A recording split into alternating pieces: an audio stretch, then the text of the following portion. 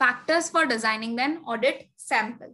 Now, which factors that the auditor needs to consider while designing the audit sample? The first thing the auditor needs to consider is the audit objective. Like, what is our objective of the audit?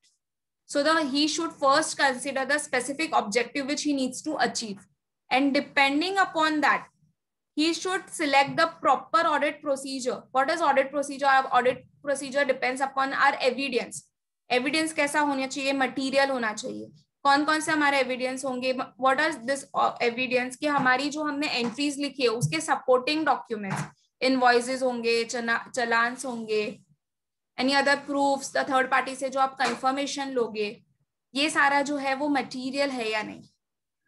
And he should select an audit sample just to achieve the best possible audit objectives. The second one is a proper, from the entire set of the population, a proper data needs to be selected, because just from that data only the auditor is going to arrive at certain conclusion. So a proper determination of the population will help the auditor to give the proper conclusion. And even he needs to see that the data which the sample which he has taken it from the entire population is appropriate, it's complete, and even it's reliable. अगर वो reliable नहीं होगा तो obviously जो conclusion भी arrive होंगे वो भी कौन सा होगा? वो भी proper नहीं होगा.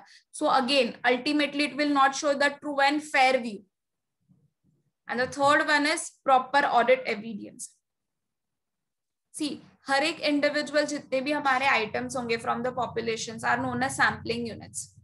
तो हम ये पॉपुलेशन को क्या करेंगे? हम छोटे छोटे यूनिट्स में हम उसको डिवाइड कर देंगे.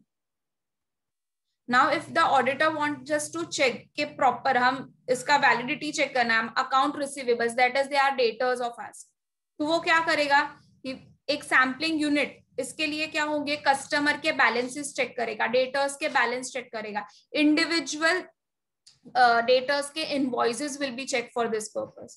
So a proper audit evidence need to be there.